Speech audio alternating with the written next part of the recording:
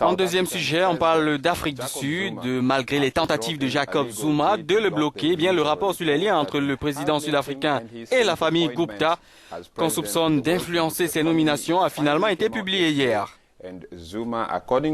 D'après le dit rapport, le chef de l'État a enfreint les lois de l'éthique en vigueur en Afrique du Sud. Le document recommande aussi que les allégations sur ses liens avec cette puissante famille fassent l'objet d'une enquête judiciaire. Parmi les réactions, le chef du parti d'opposition Alliance démocratique, Mmusi Maïmane, a estimé que les détails sur la corruption au sommet de l'État qui y sont révélés ne permettaient plus à Zuma de rester en fonction.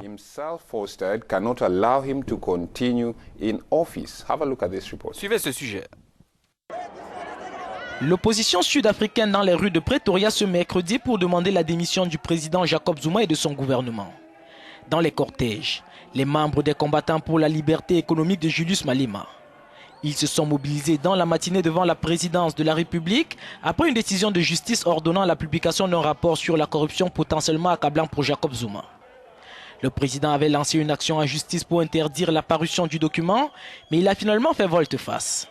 Des témoins ont rapporté des incidents dans l'ensemble de la ville de Pretoria, impliquant la police et les militants des combattants pour la liberté économique.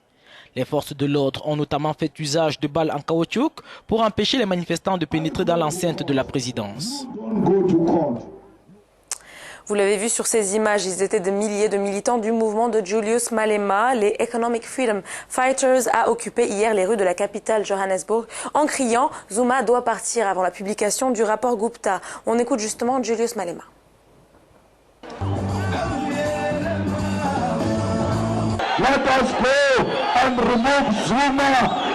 Laissez-nous aller sortir Zuma des bâtiments de l'Union. Nous ne pouvons pas laisser un vieil homme détruire la liberté de l'Afrique du Sud. Pas sous nos yeux, pas en notre nom.